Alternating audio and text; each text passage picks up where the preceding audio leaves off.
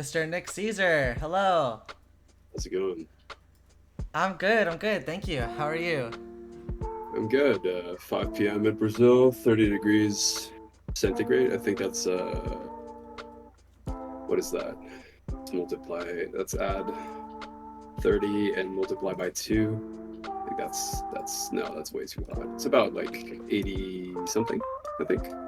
Oh, okay. So brisk. Nice. Yeah, not bad. Yeah, I'm much more of like a 70 degrees Fahrenheit myself, you know? fair, fair. Yeah, no, I like the cold weather. Aren't you in California? I am, yeah. Yeah, it's cool. It's It's it's like a solid warm weather year round, right? uh yeah. Where I live, I used to live in a really nice town where the weather was like freaking amazing. Mhm. But I moved recently, just over the summer, and Well, you know. my new city Yeah. is it's like smack dab in the middle of a dust bowl, so it's like, yikes, dude. It's terrible. I don't like the heat. Not used to it. Yeah, in Brazil it gets really humid apart from the heat, and that's just awful because like you feel the heat a lot more. Even if it's like 25, like a brisk, 75 or so, like it's supposed to be good weather, but if it's humid, like it's worse. So, So, starting it off a little personal. You got married recently. Is that I right? did. That's right. Yeah. How did the wedding go? It was okay. It was a very small ceremony. It was just basically my wife's parents and her sister that attended. We were at a small little chapel in Kiev. Basically, we wanted to start the timer for me to get permanent residency there for whenever the war ends. I have to be married to her for, I think, 2 years in order to get that. So, Oh, yeah, so we wanted to start that off quick, but we're setting up a party in Brazil next month for my family over here. And that's going to be cool. Yeah. But yeah, no, it was nice. It was just like a 10-minute thing. where did you say it was the party was gonna be in a different area Oh, or? it's in, yeah, it's gonna be in a place called Campos, which is about 2 hours and a half from Sao Paulo, Brazil. Oh, okay, okay, Yeah, that's where I'm originally from. Um, I was born in Brazil, but I guess that's like another question, right? okay. Oh, I was just gonna say like you definitely like you travel a lot. Like I like every time I've spoken to you, like you're always in a different place. And so I'm curious, why do you travel so much? Well, I used to live in Ukraine, and I was happy living there until the war started, of course. Woke up to bombs outside my window and stuff. So after the first 7 days of living there, we sort of so tanks were surrounding Kiev, and my wife's parents were like, "All right, you're taking the girls and you're leaving." And so we did, and we moved to Canada for a couple of years, and that's where I joined Third but Oh, like really? we were in Vancouver, so like we're pretty close to you. And but it's extremely expensive out there. Like rent is just astronomically expensive, and if you want to live in the center, it's like 4,500 bucks for like a shoebox, like for you to live in the center. So we were Jesus. living like an hour away from the city for a one-bedroom apartment, and we were paying $2,300 Canadian, right, per month. Wow. And that's just like way too, yeah, that's way too much. So after like a couple of years of that, and we were like, all right, we didn't really make any like close friends here. We're good to go. There's a bunch of stuff we have to like do in Kiev. Like I had to set my apartment to rent out there, and my wife wanted to see her parents obviously after 2 years, see how they were doing. So we decided to. Oh, and at the same time, a friend of mine decided to get married Oh, in sick.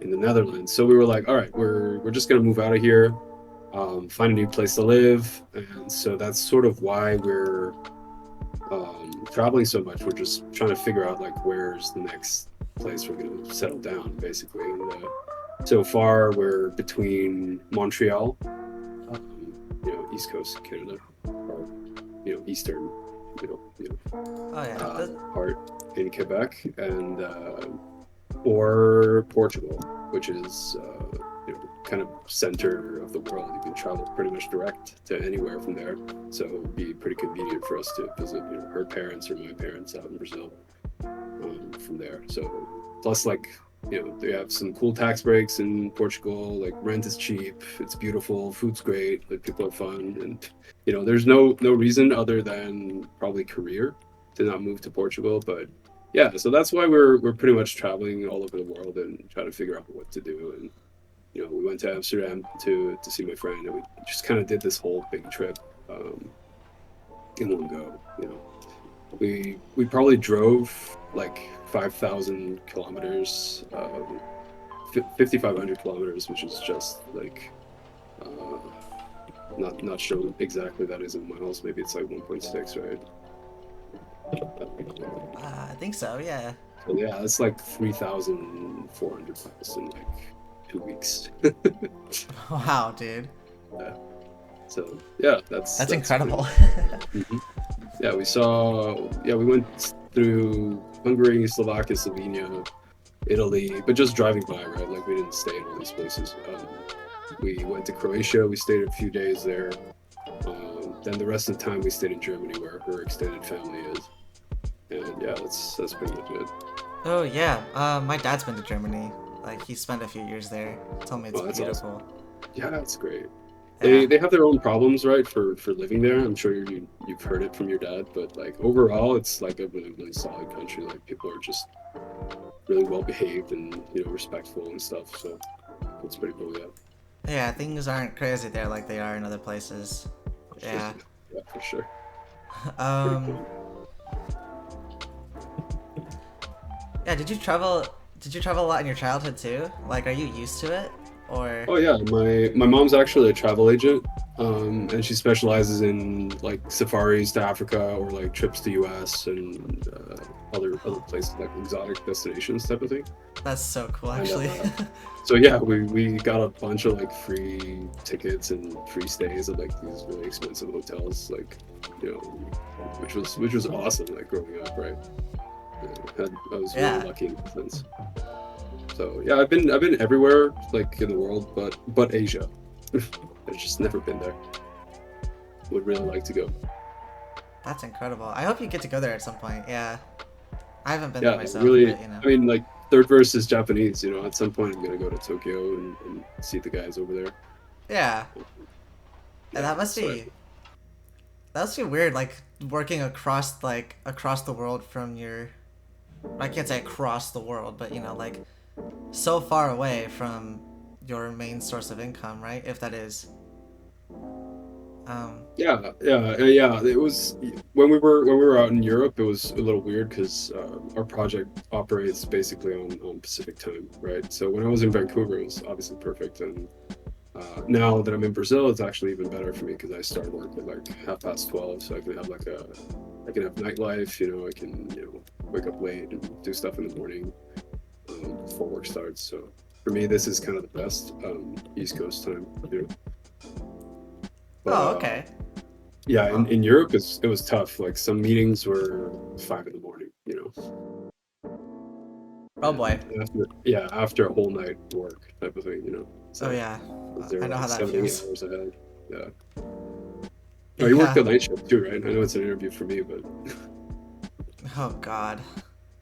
yeah. Yeah. At my own job, it's like, um, I'm a music teacher, like Mhm. towards like the evenings, and so I work from uh, 5 o'clock to 10 o'clock, uh, in the evenings, which it wouldn't be so bad if my weekends didn't consist of like 13, 14-hour days just because of competitions and whatnot. And then, of course, working as like a audio engineer for other like freelance stuff like that, it's like, it Yeah. stacks a lot on top of you. Yeah. So like, there will be times where I would have to say, yeah, the only time I'm really available is like 3 a.m. in the morning, and they'll be like, great, sounds amazing, because they're all living in countries where, or in like places where that isn't a problem, where they're getting up at like, like 6 o'clock or 8 o'clock or something that they're used to, and so they get to have meetings at their preferred time, and I'm like, oh, what's up, gang? I'm just gonna die over here while we talk about music or whatever, you know. And you go to school as well, right? I do, yeah.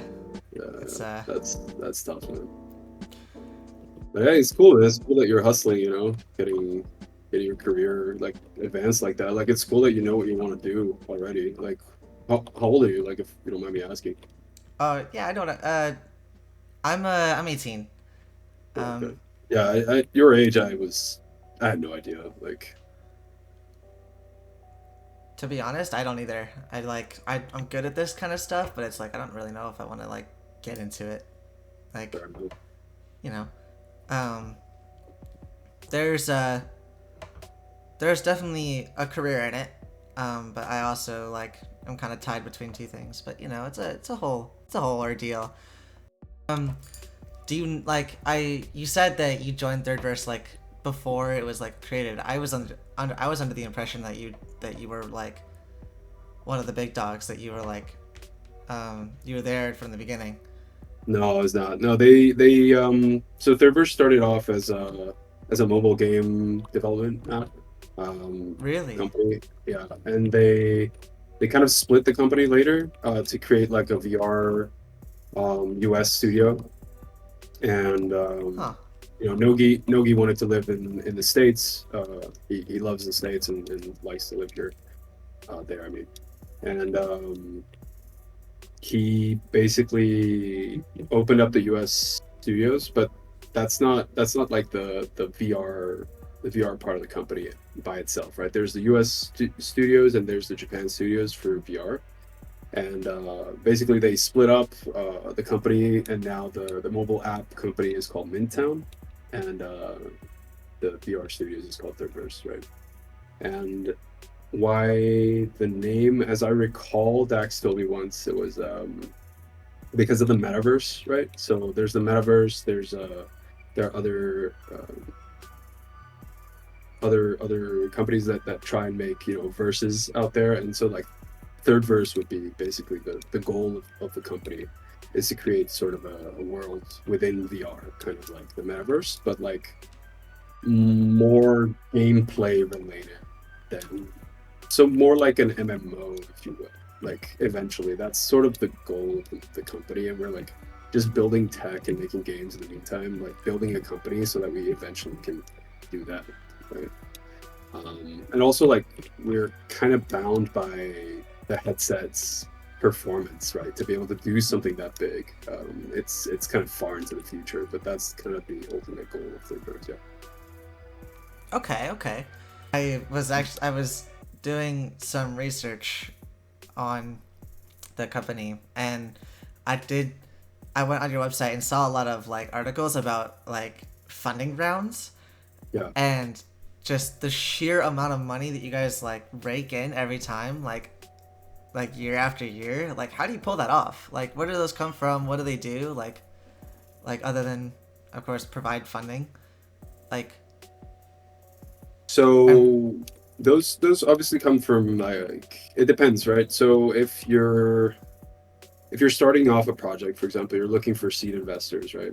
I don't know if you know about fund rounds or stuff like that, but you would normally create an investment deck with an idea for a game, a concept, and you put that into, let's say, a PowerPoint with slides where you kind of explain where your market position is with this determined game. What are your sales forecasts, like everything to do with the game loop, and you present this to people called venture capitalists, right?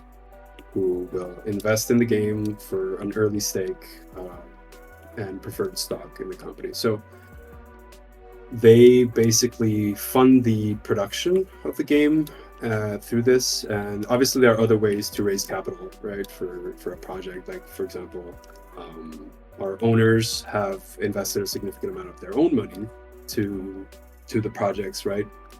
And it may seem like a lot of money as well. Like you see, oh, okay, we raised 4 million here, 8 million there. But this money goes fast in game dev. Like if you look at the average like AAA company, they're burning like 500,000 a month. You know, um, yeah. So like we're obviously not burning that much, but like it's not a little bit that and I don't know if I can disclose the amount, but it's a lot per month, right? Um, if you look at the salaries of like there are a lot of people on the project, and if you look at the salaries through like Glassdoor or whatever, you can come up with an estimate pretty easily, and you'd be like, whoa, that's actually a lot. Like people are expensive, right? So um, but I think we do have a really efficient team, and like for what we are burning and what we're able to produce, like we have these major updates quite often, and they are not small, right? Like we managed to do about per sprint, so that's like 3 weeks of work. We managed to go through like 80 issues 80 issues, which can be anything from like create VFX for this thing, for a gun, for example, right? A skin, or uh, fix a bug that Discord users have been complaining about, right? That's one thing, right? And we can go through 80 of these things per 3 weeks, right? And usually our development cycle is about right now it's about 3 sprints per milestone, right? Milestone being a major update that we present to you guys, right? Yeah. And so we go about, what's that quick math? 240 issues in a milestone. So, when it comes to like priorities and things to do, we normally put everything into a big container, like all the issues we think we want for this milestone, given the objectives and what we want to achieve. And we just say, hey, out of these 240 issues, obviously give or take, right? Because some issues are much bigger than others. How do we fit them into sprints? And that's pretty much how my job goes, right? Like we're just trying to fit things into schedules, pretty much, and obviously come up with milestones, come up with what's the next big thing. Look at stats of sales and general user satisfaction, or retention, all these like KPIs, key performance indicators, and basically act on those, right? That's kind of my job. Okay. And access to it. So you so you just kind of manage everything and make sure that it's all going smoothly, and be the creative director, right? You just sometimes yes. So Dax is the creative director on the project, right? But we basically sit and discuss things together as a team. He believes in S2 leadership, which is basically like we'll listen to everybody. Like everybody can have an opinion, right? But he'll have the final say, right? So in terms of being the brains of the operation, like it's not me alone. Obviously, it's the team, right? Everybody gives their own opinions. Sometimes my opinions go through, sometimes other people's opinions go through, right? We all like sit down and discuss, right? That's the point of having a team. S1 leadership is more like, no, you everybody does what I say, and that's the way it goes, right? And some companies are like that. This company is, right? This company, everybody has a voice and everyone can comment. Obviously, like being a lead myself, right? Like there's a certain hierarchy, and normally like leads' voices carry a little bit more weight than non-leads, for example. But yeah, that's pretty much it. Okay, cool. Yeah, and you mentioned stuff like, or you, excuse me, sorry. Before, we spoke a lot, and I've also talked to Surfer about this a lot. You guys take a lot of inspiration, or not a lot of inspiration, but like a lot of like input from the community, which a lot of game companies they don't do that like at all. So it's like it's really interesting to see like these like it's really interesting to see like the X8 developers kind of break that wall that between the community and the development team and kind of Mhm. allow them to coexist without like anything blowing up in their faces. So it's like it's really commendable in my opinion that you guys are able to pull that off. Oh, I appreciate that. Yeah, this was something Nogi wanted from the very beginning. Co-development with the community. I wish we could do more in terms of what's being asked on Discord, right? But because of like what I mentioned earlier, KPI and how we're seeing like retention improving, investing into free play park or creating like we're going this different route with adding more game modes and stuff to do from free play park, for example, with Contra, right?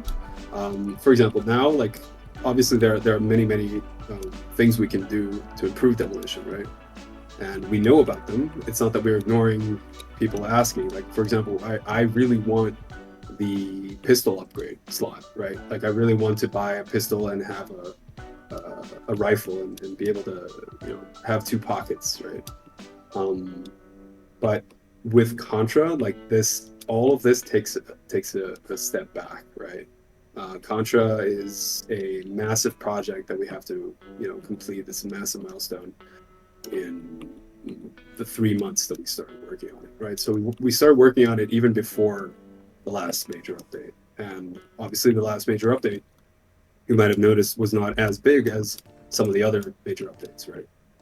For example, Free Play Park in itself, or the toy box update, we added a bunch of new mechanics and the jumping wings and stuff like that. Um, yeah, we kind of full focus on Contra to be able to deliver a really good product to have maybe some future collaborations with potential other intellectual properties. So not necessarily only other video games, but potentially other like universes that might not necessarily even have games. You know. Oh yeah, okay. Yeah, I did notice that the last update was like, oh yeah, cool. We got like a shop, and I know that I was a part of that like group that was able to like formulate the rules for ranked whenever like when that comes out, and stuff like that. So I was like, it was I don't know if that's a secret, but you can let me know. Um, I'm actually like melted. No worries, just edit after. Yeah, of course. I love post production. Um, so yeah, actually, this does actually lead me to a question. How did Contra like come to be? Like, where did like? Because it feels like Contra kind of came out of like left field in terms of like this collaboration. Because like my personal impression, I was like, oh, cool. We're starting to get some like X8 lore going, and then oh, there's another game. like Mhm. like more game modes and such, which is interesting. Like of course my stance has always been get that bag where you can, like if Mhm. if Contra, like if you guys think that Contra will like help X8, then by all means, like Contra, go for it. Yeah, we need to as I said before, like our main goal is retention, get people to come back, right? Yeah. That's kind of the main problem with VR games in general, is how do you convince people to put on the headset every day, or maybe not every day, but you know, once a week, twice a week, and keep coming back to your games when there's like so much other stuff out there, right? Like the market is extremely saturated with games, and people that do play every day, they usually have their own go-to games, and that's all they have time for. Like it's not COVID anymore. People don't have as much time to play video games as they did. People are going back to work, back to school, and that's basically it. You need to find a way to make people happy within your game universe, right? And while Contra won't um, improve Demolition, in itself, right? Indirectly, it can improve it by having people come back to the game and say, put on the headset, play a game of Contra, finish that and be like, oh, I'm here, might as well play Demolition. So we're increasing both populations by having Oh. more options for the player. If that makes sense. Um, and with that, people will feel like there will always be content in the game, and through that, they will feel happier, perhaps purchasing skins or adding friends or creating a more healthy ecosystem for the game. So that's kind of the goal behind Contra here.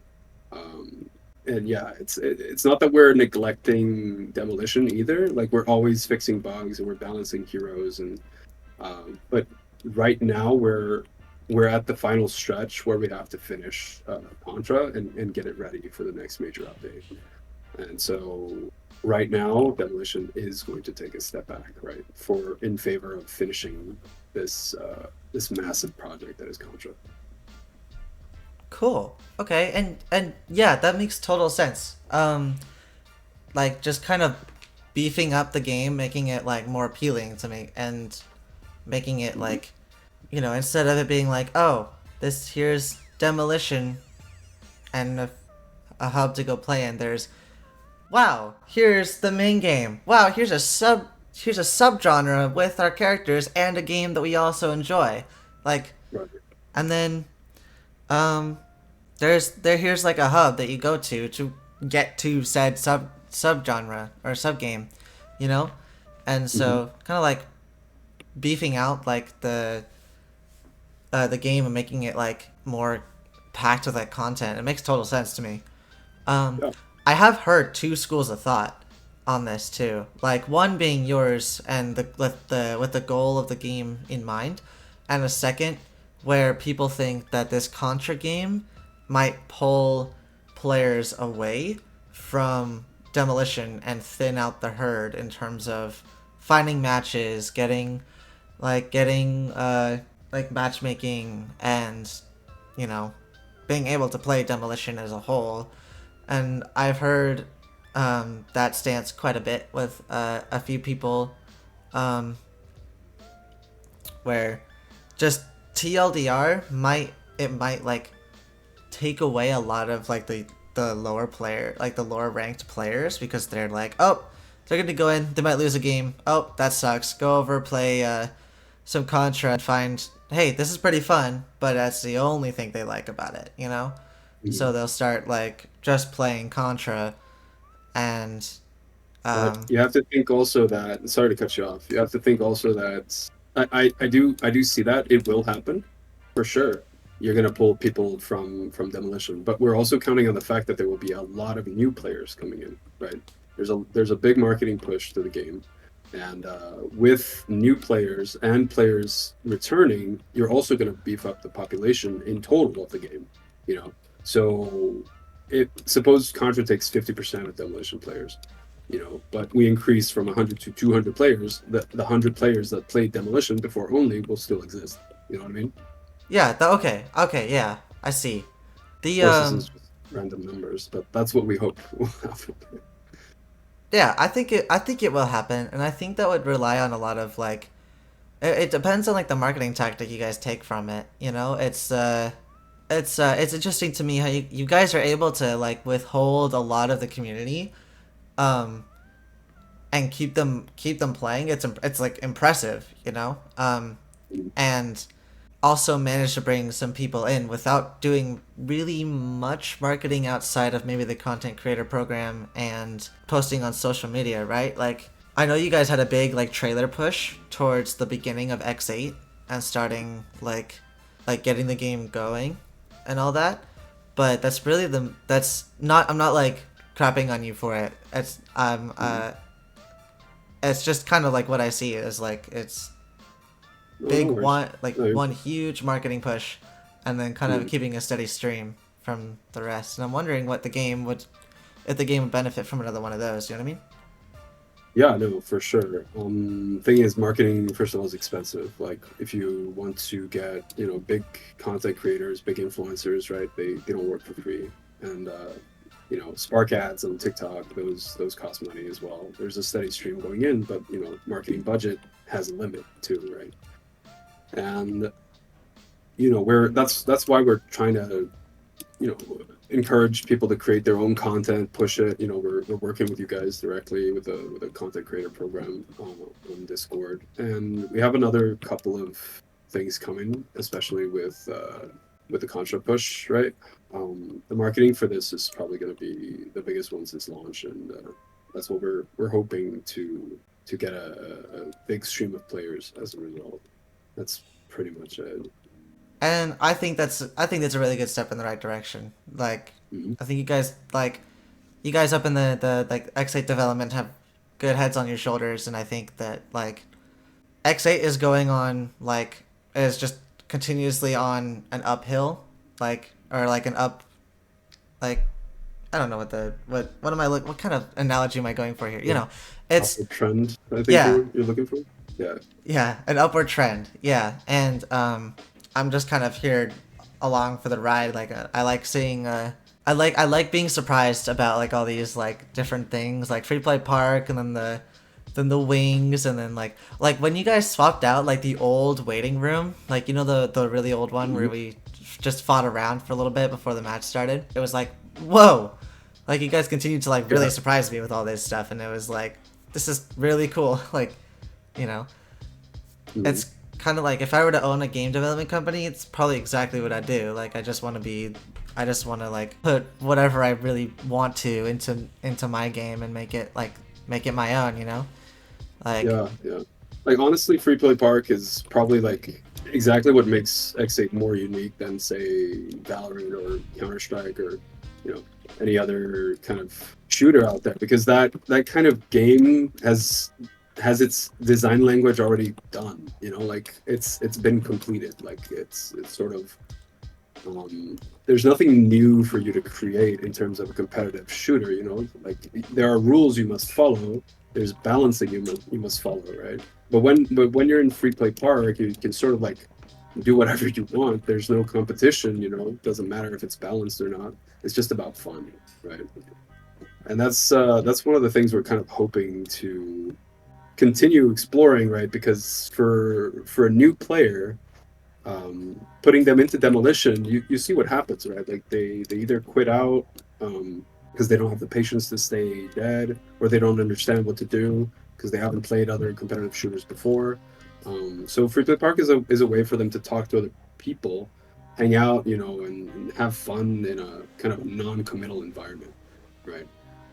And the more stuff we add in there, the more we feel players are going to stick around and come back, right? And then eventually get good enough to play Demolition, right? yeah. As they get used to VR controls, they play in the combat zone. There's no waiting time, and then once they grow out of it or grow into it, Demolition, then that's kind of the goal, right? Yeah, boost CCU by splitting CCU. It's counterintuitive, but you know what I mean. No, it makes sense, and I can confirm it's working because I actually do have my own little story. I was playing the game. I was in Free Play Park, and I talked to this guy. I forgot his name, but I talked to this person, and um, they were brand new to the game. They were in combat zone, just kind of playing it out, And we talked for like half an hour about like little strategies, little like tips and stuff, and Mhm. like they're like, okay, I'm gonna go try demolition. I'm like, okay, cool. And so I kind of stay around in like free play park for a little bit, and then I start queuing. I go into a match, and there he is, like uh in my lobby, and we get on the same team, and he does like really well for a first time player. Like it was incredible. Like Cool. so it's like I can see where I can see where that idea comes from, and I can see like how well it's designed because it's working, and I witnessed it. Mhm. Yeah, it's pretty Yeah, awesome. with Free Play Park, we saw biggest boost to players and retention since the beginning of the project. So Free Play Park was really a good move on our part. Um, the stats kind of showed that. And so we're happy to make it the best kind of hangout place out there, and we're gonna keep adding game modes there. We're gonna keep adding more miscellaneous things to do, right? Like we saw that out of order keyboard that we never got to, but we wanted to. That's gonna get in eventually, and you'll be able to play on the keyboard, push some buttons. We're planning on maybe adding some kind of jukebox one day, where you can earn CDs in different ways, and you can put your own CD inside and Huh. play your own music type of thing in Freeport Park.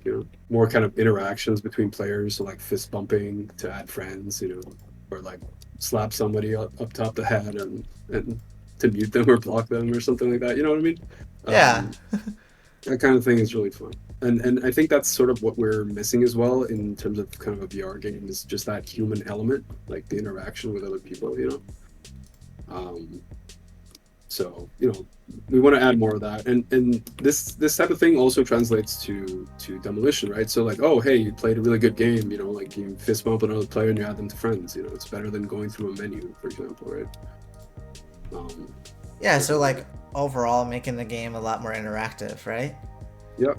Apart from obviously, fixing the stuff in demolition that we have to, so giving Sarai her own heal, all of this is like projected, but right now, as I mentioned, like Contra is on our sights and we can't pivot from that right now. Yeah.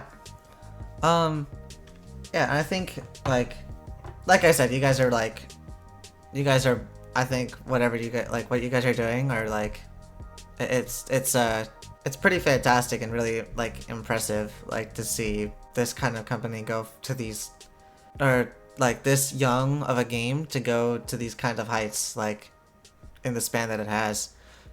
And I'm curious, like, do you think like Contra will like affect the lore of the game at all, or is it just a subset? Like I anything to mean, be.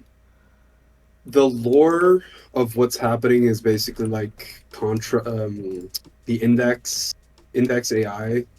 So the AI that created, X8 and is kind of trying to create super soldiers by running simulations through, glitches, who are us basically, incorporating these heroes' memories, right? Yeah.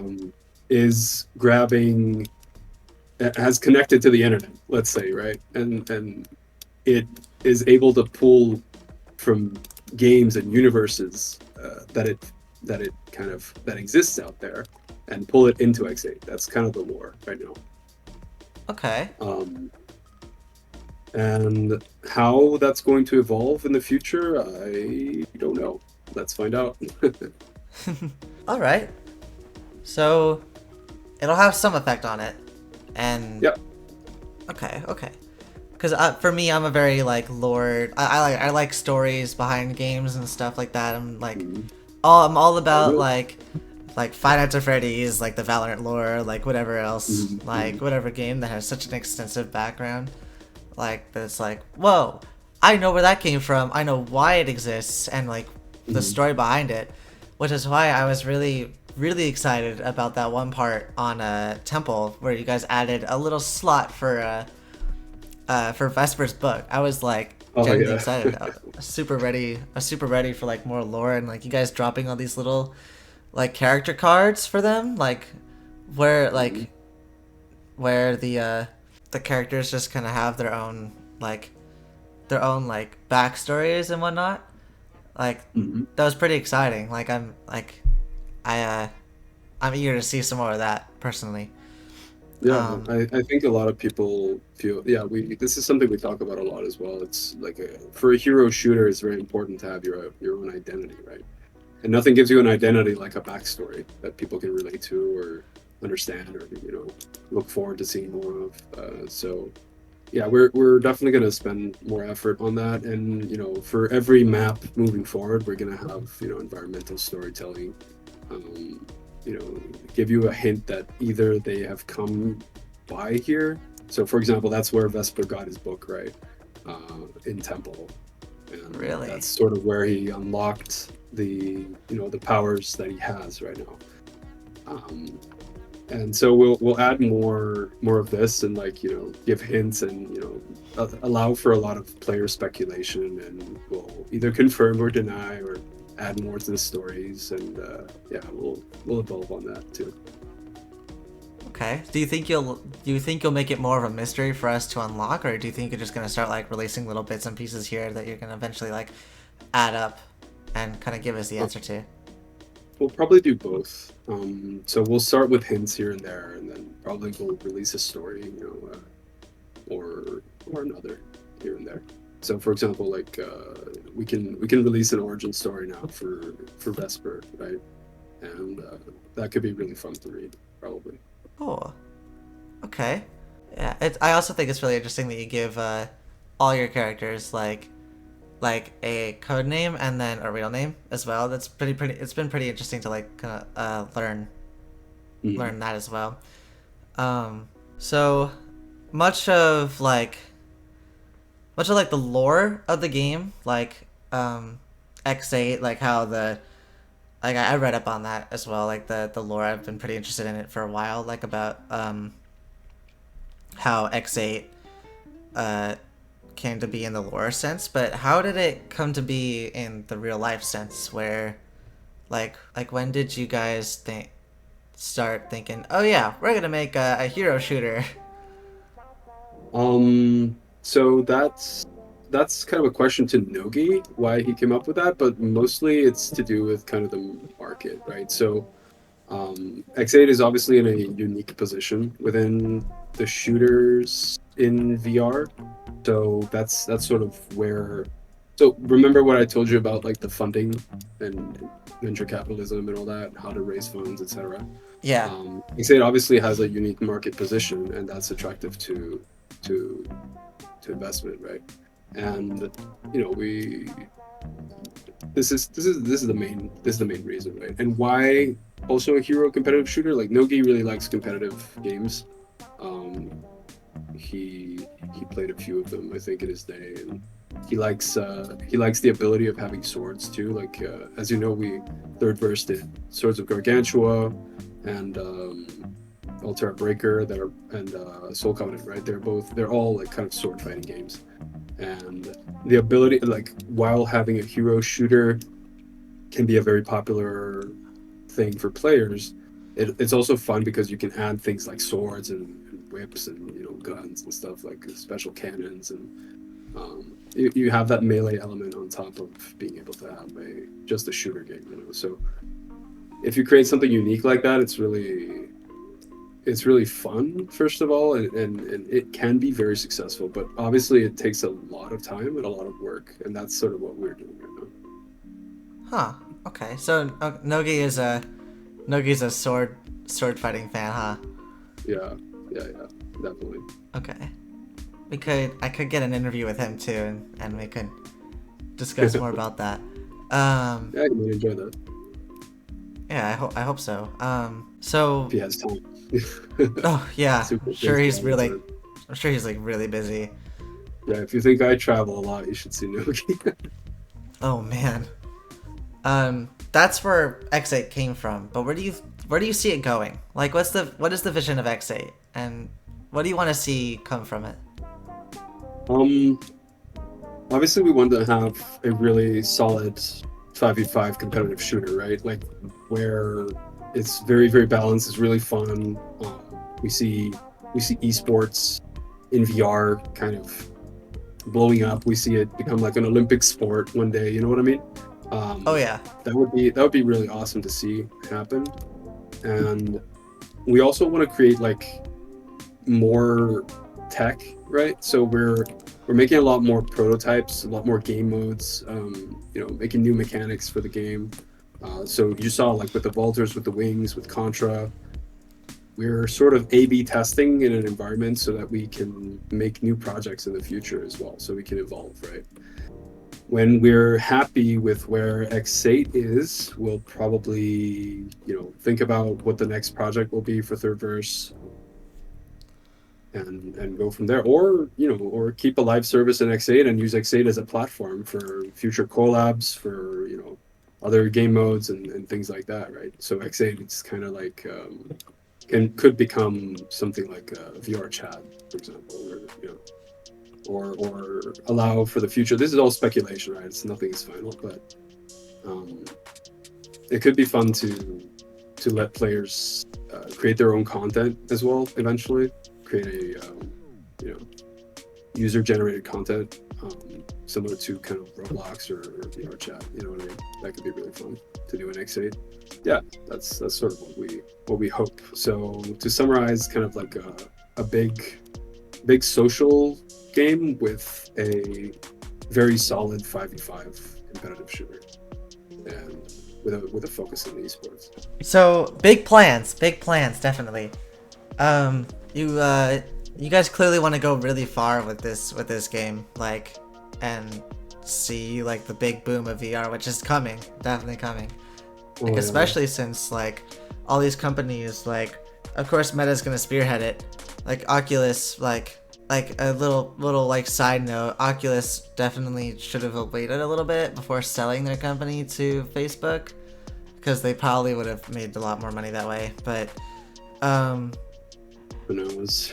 yeah, it could have been a little differently. It could have been run a lot differently. But from where we're at, like VR, like with Oculus or Meta at the spearhead, with like standalone headsets and stuff like that. It's interesting that or it's exciting that it's the VR space could become like a mainstream platform. Like, I mean, it kind of is. It's a huge market now. So what's really interesting about Meta is what they're doing is they're creating the operating system for standalone for any headset, right? So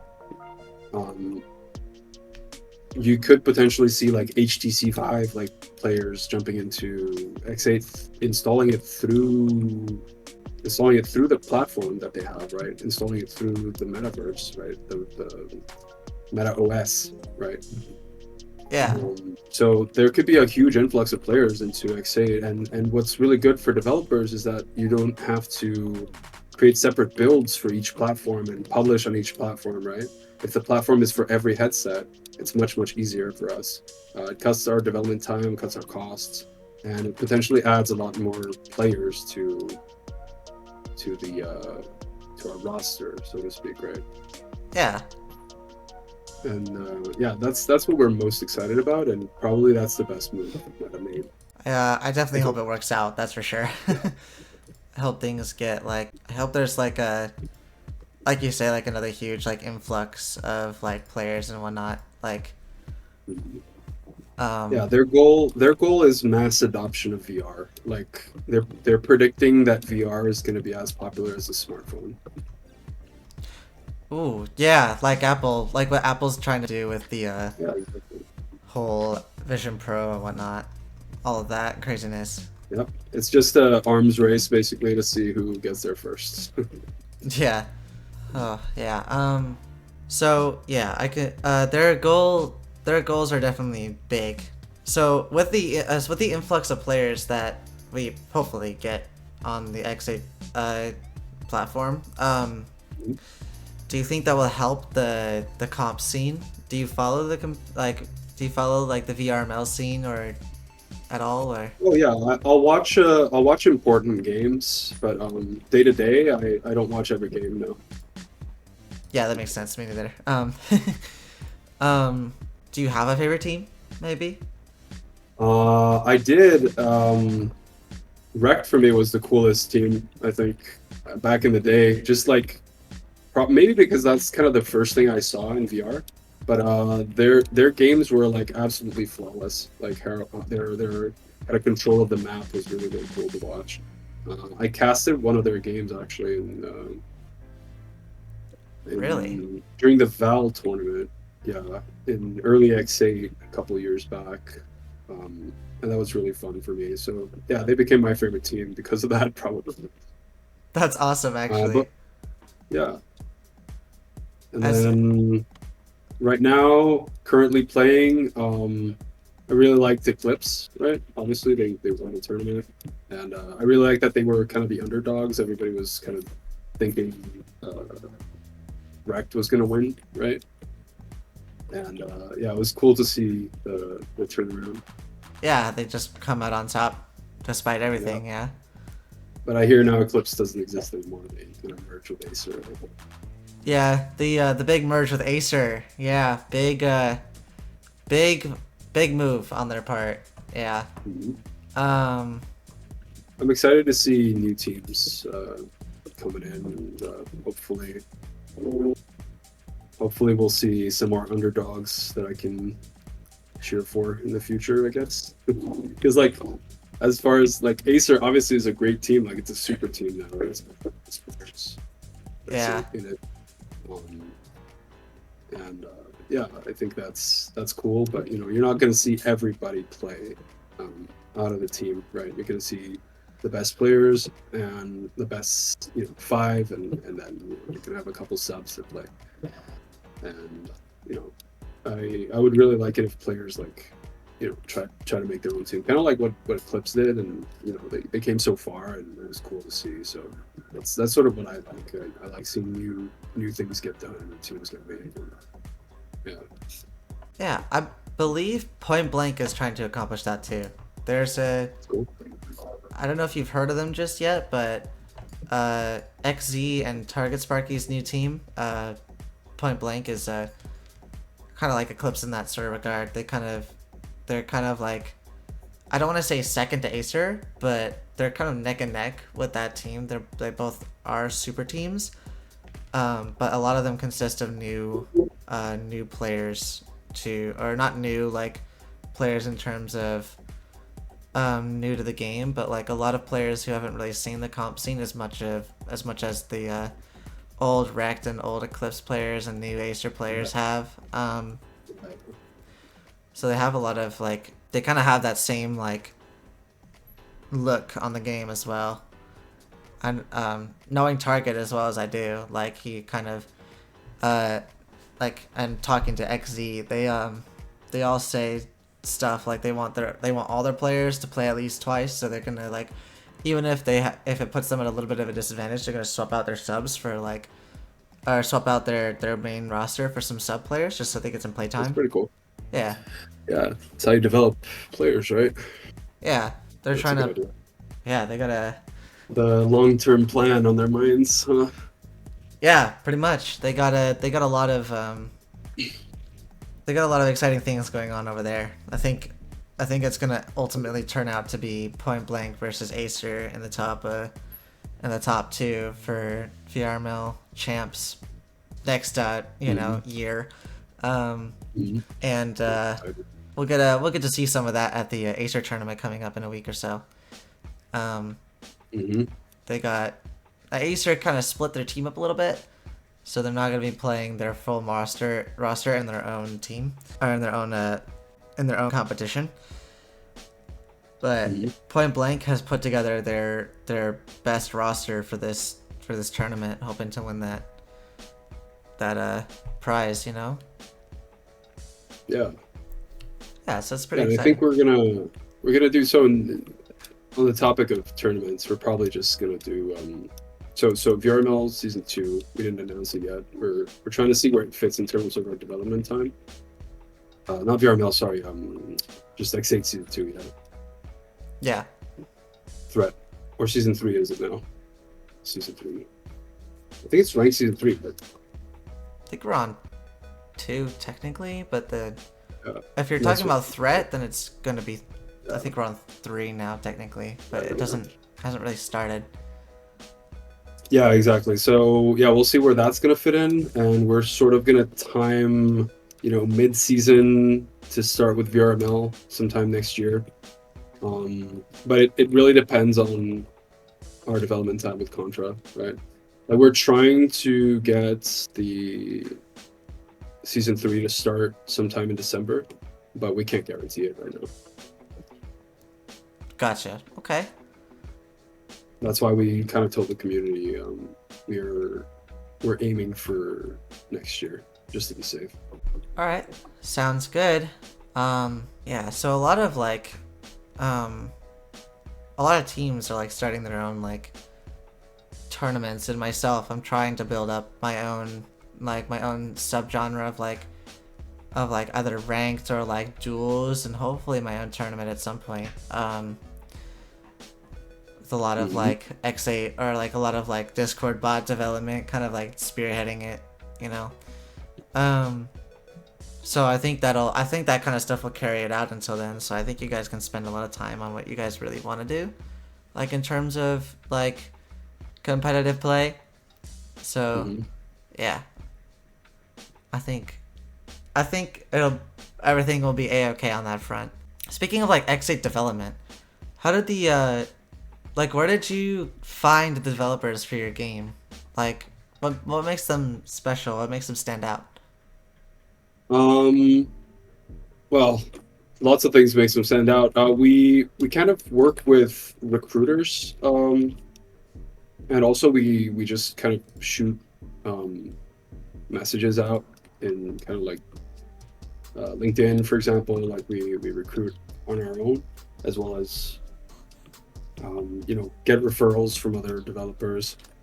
That happens a lot, and that's sort of the way it goes. Like in terms of recruitment, there's no real secret. It's just you know the standard industry standard ways to find people basically.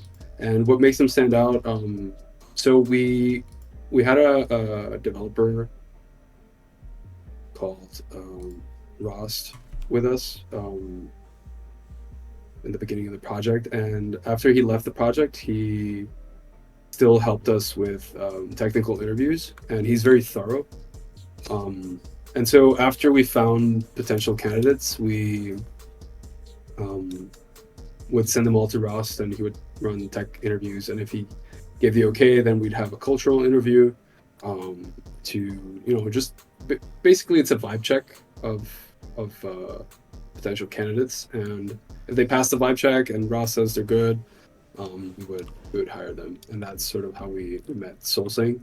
Um, and we got really really lucky with him. We're very happy, and actually we're really happy with the majority of the project, majority of people in the project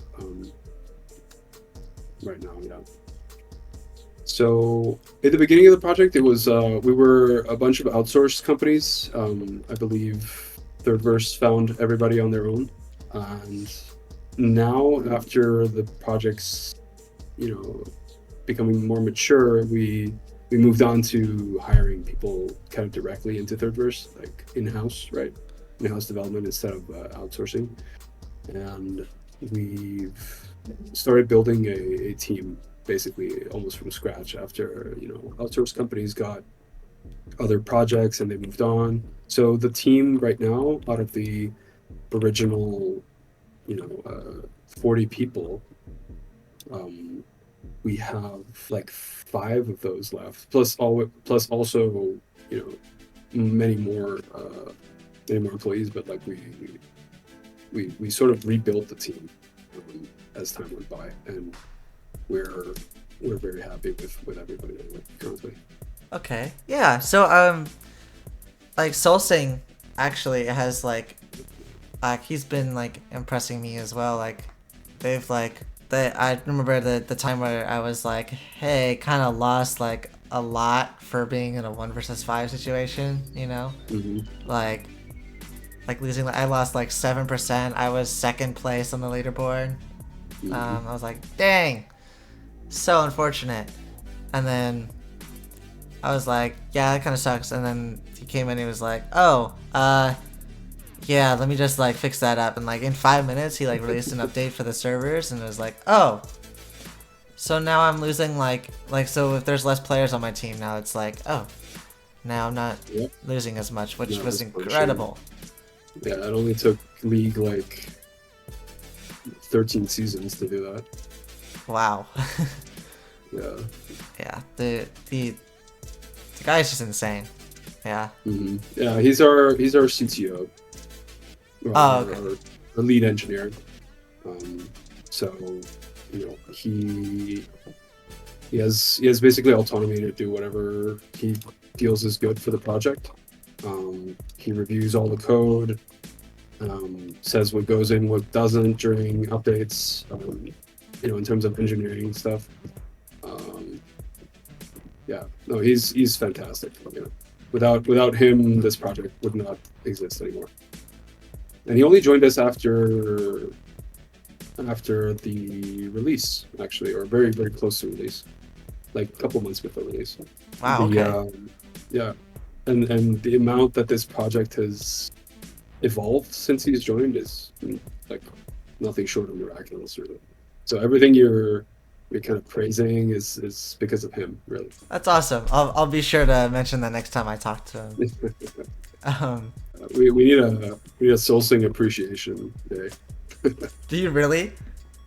No, we need one. We don't Oh, have one. we will.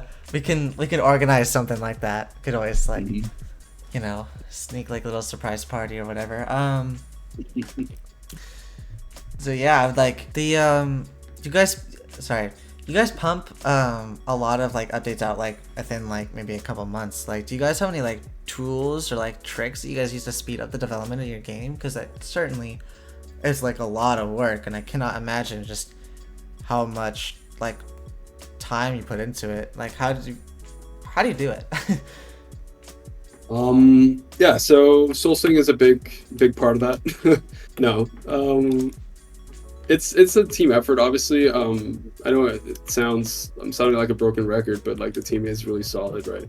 And we're able to, like I said, 240 issues in 3 sprints is a lot, right?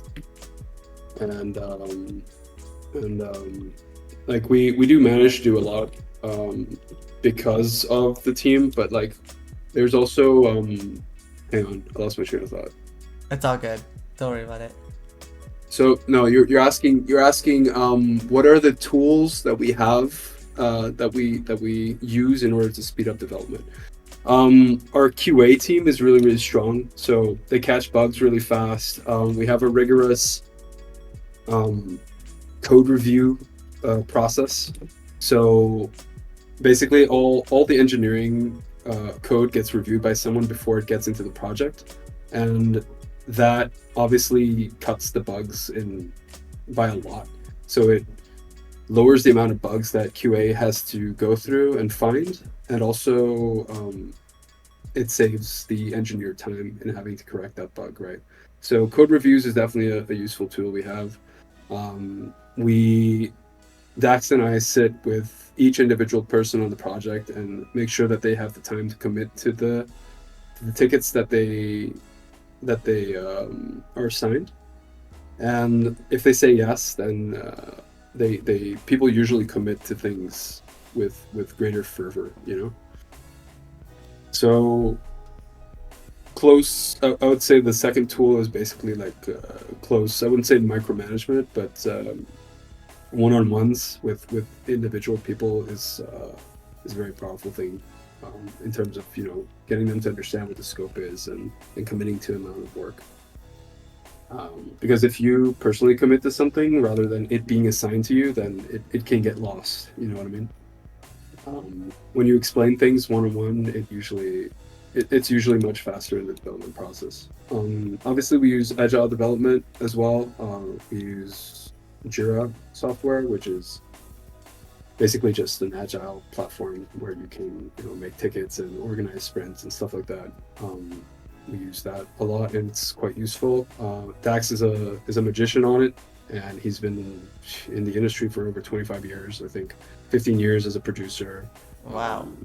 Something like that. Yeah, he worked on Star Wars Battlefront, for example, Oh, that's and he crazy. worked on projects that are way bigger than this one, and so for him organizing something this small is very simple. So we have all the tickets very very cleanly organized, and like it's very easy for everybody to know and understand how much they have to do and what they have to do.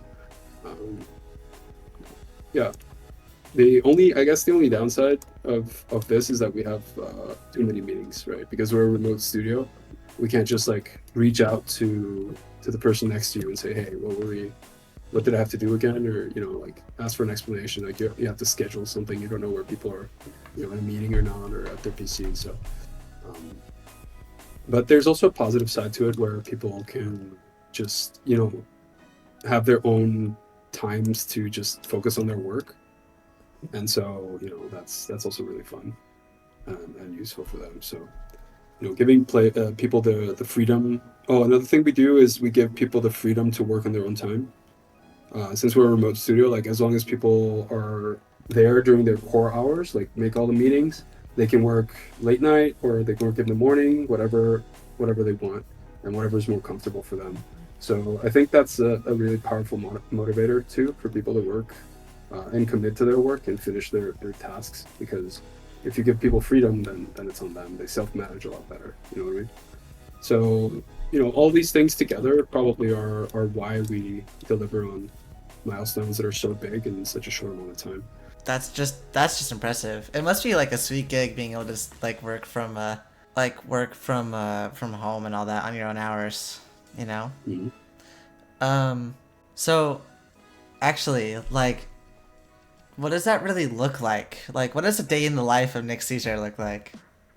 Yeah, so I'll wake up, I'll go to the gym, because right now, right, because it depends on my time zone, but right now it's looking like that. Go to the gym, start work, um, have some lunch, and pretty much after work, I just play games. That's pretty much it. Hey, what kind of games do you I'll play? go. Right now I'm playing Throne and Liberty, that new MMO that came out, the NC Soft. But Oh, yeah, my favorites are usually RPG games. I play League. I play a little bit of Valorant. Not a lot. Only when my friends are on. Um, yeah, same here. Baldur's Gate. I played a lot. Um, all the Souls games I love to death. I played all of it, like 1,000 hours each. And yeah, that's pretty much it. Whenever there's a new kind of action RPG, I'll play it. I played all the Bethesda games, Fallout, Skyrim, what have you. And yeah, I think my favorite games growing up were Zelda and all the Zelda series and Nintendo 64 pretty much were my favorite. Wow, okay, so a lot of RPGs and a lot of like. Yeah, adventure RPG, yeah, I like that a lot. I do play MOBAs though as well. Like I played Dota for a few years. I played League for a few years. Um, I played Counter Strike like my entire childhood. Wow, yeah, I used to be a Counter Strike 1.0 until 1.6, and then I stopped playing. up until I played 1.6. Dang, yeah, you and then missed I a played lot. yeah. I played CS:GO like the beginning of CS:GO as well, but I kind of grew out of it. Like I played for so many years that it's kind of always the same thing. And then Valorant came out. I thought, hey, that's cool. Hero shooters are pretty neat. I played Overwatch too. Yeah, that's pretty much it. But RPGs are definitely my favorite. Yeah, I used to play a lot of like RPGs a lot, but I like the main like RPGs that I would play would be like tabletop. So like You know? Dungeons and Dragons and stuff. Like my cousin, he played. Sometimes hops on the Discord on the X8 Discord. Um, he he played D&D at one point, and he was like, "This is like too many rules and whatnot." So he made his own game, and like Mhm. and he's trying to build a community off of it. But it's at the moment it's private, so that's not really working out so well. But uh, yeah, so he made his own, which is like a lot of like less rules and whatnot, more open for you to like play with, and uh, yeah, I'm producing music for it and all that, which is pretty cool. Um, so yeah, a lot like tabletop RPGs are kind of like my go-to at the moment. It's Mhm. kind of what I play a lot. Other than X8, of course. um, always love a good round of X8. So yeah, I had a lot of fun playing X8. Yeah, I remember one time where you stacked with a ton of like the developers and Aaronite back before, and Yeah, that was fun. yeah, that was so much fun. Yeah. Yeah, we should do Um, more of that. yeah, that'd be fun. Like maybe you can like just say, hey, looking for a group or something like the MVP chat. Hmm. You know, or like hit me up. Maybe I can use an excuse to start playing more. Um, Okay. I do have to play more. I gotta get Masters next season. hell yeah. Only Nick Cesar Master Arc is will go crazy. definitely need to play often though. You guys are very good. Well, there's the skill cap for master rank has definitely gone down a little bit. I think you can make it. Oh, for sure. Yeah, I think you can make it like top 10 easy. Yeah. I don't have the time. Yeah, I've started losing time for it too. Yeah. Like you said, like whenever I do get free time, it's like usually I'll spend time just with my wife or go out or travel. Like I don't have that much time to just play and do my own thing. Yeah, that's totally But fair. I work in games, so my work is kind of play. Yeah, you I can imagine like playing like playing the game that you're working on is must be such a surreal feeling. Like you know exactly how it works and all that, and so it's like you like, oh, that was my idea right there, like stuff like that. Like you know when Yeah, it's definitely fulfilling. yeah, when the Venture Rookie got the sound effects added into the game, it was definitely like it was super surreal for me. I can only imagine what it Yeah. feels like for you for all that stuff, you know. I mean, eventually everything becomes normal, right? Obviously, Yeah. the first time when X8 was launched, right? Then you see the trailer and YouTube and comments and stuff like that. That's always a really exciting feeling. But like this is my like maybe I want to say sixth game I've worked on so far. Wow. Yeah, but I didn't publish any of the games I worked on. For example, like I worked on World of Tanks VR. It's not that was my first job actually, Wow. and I was actually an engineer on that project, a networking engineer, and I was hired for a senior level job, and it was my first gig, right?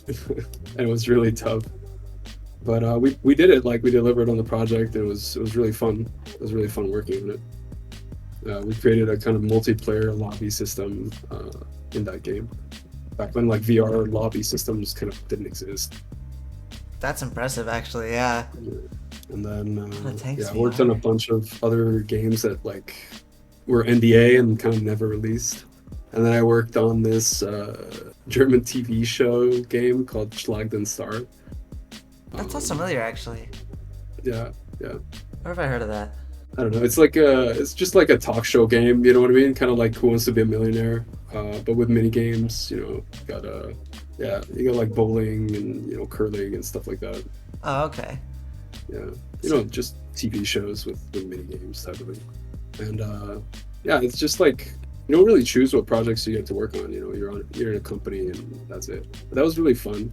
I got a lot of experience with motion capture. Um, Working with suits, motion capture suits, and doing animations and stuff, like directing, not acting. Um, so that was cool.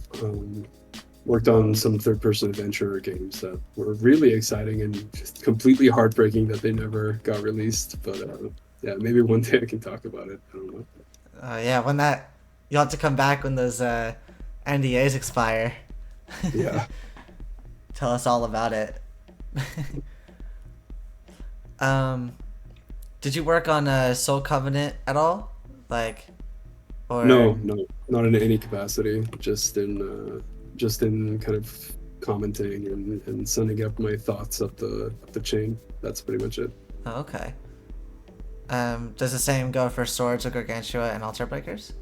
Yep.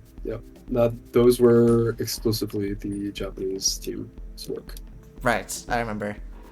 Yeah. Um, I wish like Swords of Gargantua was really really cool. Like I played it, and back in the day there was nothing like it, right? And yeah, the knife throwing mechanic is still really good for today's standards. If you ever tried that game out.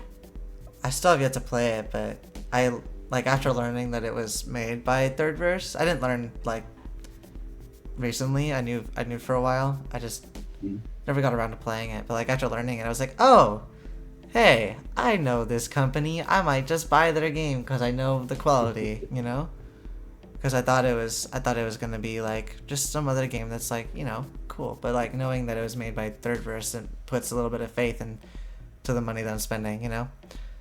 Yeah. Um, so since you have a lot of time to like, or like a lot of like time that you spend on working on X8, what would you say is like the hardest, like the single hardest part of developing X8? Definitely making it competitive. Oh yeah, The hardest thing to do. that makes For example, sense. the Phantom Dinks, the net code. Like obviously, I didn't do it myself, right? It was the engineers, but the amount of headache it's caused um, is nothing short of of noteworthy, I should say, to keep it not hyperbolic. Yeah. I was playing Veil earlier, Mhm. like yesterday, and I played and I didn't think they would have trading in their demolition mode, but they do, which I thought was really interesting, and I didn't really know that. Like I was, like I'm curious now to see what trading like would do Mhm. to X8, and I understand that like ping is a lot different in Yeah, X8 just because of like the sheer like the I mean, first of all, because Vale has a lot of like servers built in different areas and such, and I know you guys do too. It's just that the connection between like the availability of those servers is a lot thinner, and so allowing players to go from maybe like if they go from US East to US West or um, up to other other countries or other places of origin for these servers, um, like it's a lot more like required, if you know what I mean. Like, and I Mhm. wonder if like trading with would make it good or bad for this game. And I know that's a conversation that is still uh, to be had, or Mhm. I know it's been had before. It's just I wonder if it really comes down to it, like after Contra's done, maybe like when uh, development for ranked starts, maybe that could be something that's considered, you know? Yep, yep, yep. Um, the other idea like somebody had was like you don't die immediately. You kind of fall to the ground and you can shoot with your rookie or something for a little bit, kind of like Siege or Call of Duty. Um, could be an idea to sort trading out, but yeah, it's better than like getting killed when you clearly see somebody died. You know what I mean? Yeah. I think Um, that I myself brought up an idea that where the trading you wouldn't necessarily trade deaths, but you would trade um you trade HP. So like one person would die, but the other person would take like they would take a ton of damage. Maybe like yeah, 80% of the headshot damage or I something. see. So they wouldn't get off scot free, but they'd be like hella low when you obviously like took them down. Well, they might die, right? Like if it's 80% of a headshot damage, if you did any body damage, they would die probably, Maybe, yeah. If they were in like lower depending on the gun. HP, then yeah, then Yeah. it would make sense that that were to happen. So eventually trading would be an option. But Mhm. I don't know how I feel about that getting knocked sort of deal. I think that would make the game a little bit worse in my opinion, especially since if Yeah, you're it's gonna possible. yeah, if you're gonna knock somebody, then like if you guys get into like a heated like a intense gunfight, you're super low on HP, you shoot the guy, he goes down and he just Oh, bang! Shoots you both down. So But it's he's dead like, anyway. Like I would say like knocking wouldn't you can't recover from it. Like you're dead in like maybe 2 seconds after. And your accuracy would be really bad. Like it would only be, a luck shot basically if you got it. But that wouldn't also like and then you would allow for that last headshot dink. You know what I mean? The for example, like you're playing with a predator, you might get that last headshot dink and then go down. You know what I mean? oh yeah, okay, And then like the rookie is basically like, yeah, you could get lucky, but then it's like 2 RNG, and it takes away from the competitive. There's definitely a lot of like design conversation to be had here, and obviously I'm just like, you know, talking to you and so designing this on the fly, but like this isn't even my job, it's the designer's job to come up with a solution for it.